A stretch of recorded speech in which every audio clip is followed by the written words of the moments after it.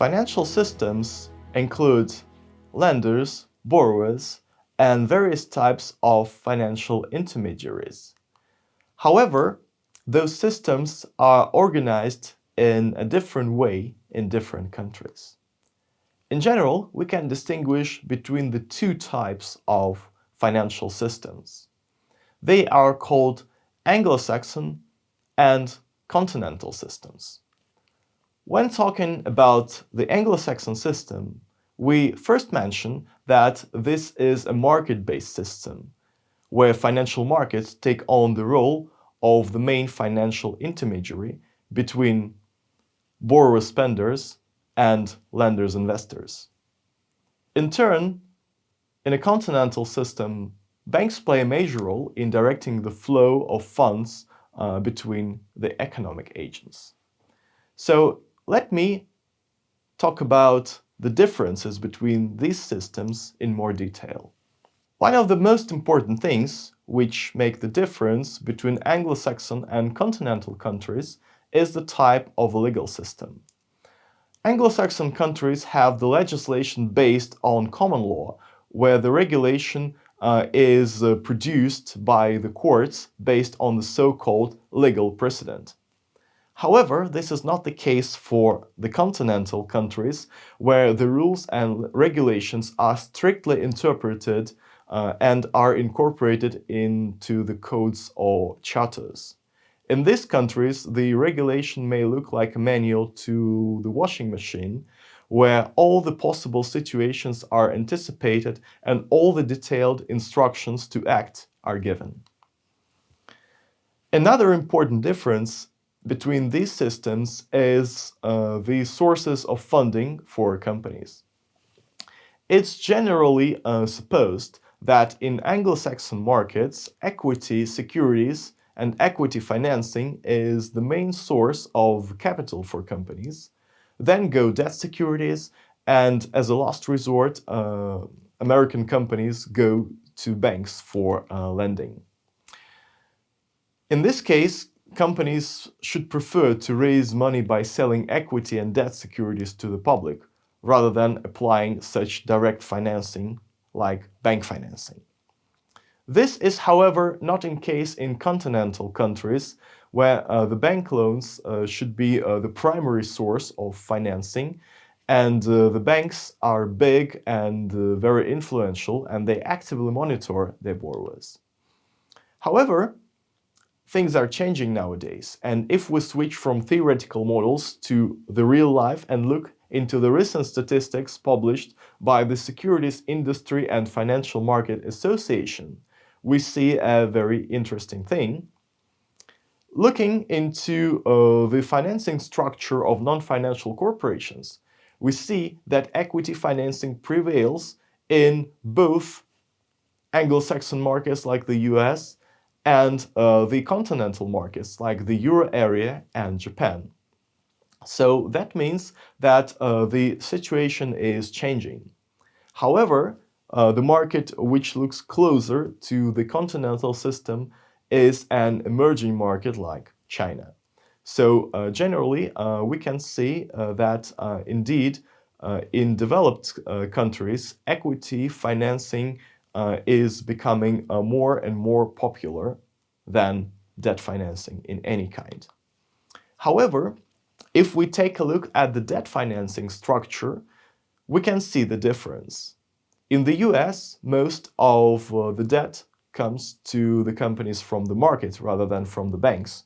However, in the European Union and Japan, banks still play a major role in providing debt to corporations.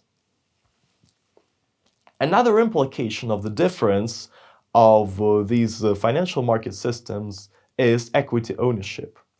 In general, equity ownership in Anglo-Saxon countries tends to be dispersed with a big number of small individual shareholders. However, in continental system, the equity ownership tends to be concentrated, and companies generally have a relatively small number of controlling shareholders. Most of these shareholders are banks. This determines the differences in the market for corporate control. For the above-mentioned reason, this is the outsider model of corporate control specific for Anglo-Saxon countries, while the continental countries still to insider model of corporate control. However, things are changing as well. If we look into the equity ownership of JP Morgan Chase, which is a classical example of an American bank, we can still see that its equity ownership is indeed dispersed, and most of the company's market capitalization is owned indirectly through such financial institutions like investment funds, mutual funds, various types of trusts, and so on. However, if we take a look at the sister company from Europe, we can see that things are more or less the same. BNP Paribas, one of the biggest European banks, has the equity ownership which is more or less the same as that for JP Morgan Chase, except for the Kingdom of Belgium, which doesn't have a controlling stake in the bank. All the rest looks pretty much the same, with even the same names of investment companies holding these bank securities. Another important difference which we can make between these two systems lies in the manager's compensation type. In the Anglo-Saxon system, equity price acts as the most important benchmark of the management performance. And this is the reason why employee stock options are very frequently used to stimulate managers. However, in the continental system, the managers' salaries are generally linked to other indicators you can find in the company's managerial and financial reporting, such as the company's production volumes, sales volumes, or net accounting profit. Of course, each type of manager's compensation has its benefits and drawbacks. For example, it's harder to manipulate the company's equity price, especially for a big company. However, it's rather hard to find out what's the contribution of a particular manager to the overall equity price when equity acts as a single measure of the manager's performance. On the other hand, various indicators that the continental system manager's salaries are linked to can be manipulated and may not maximize the company's value. For example, if you are the manager who's responsible for production, your salary may be linked to the production volume. However, the company's value may not increase if the company produces more but is not able to sell these products.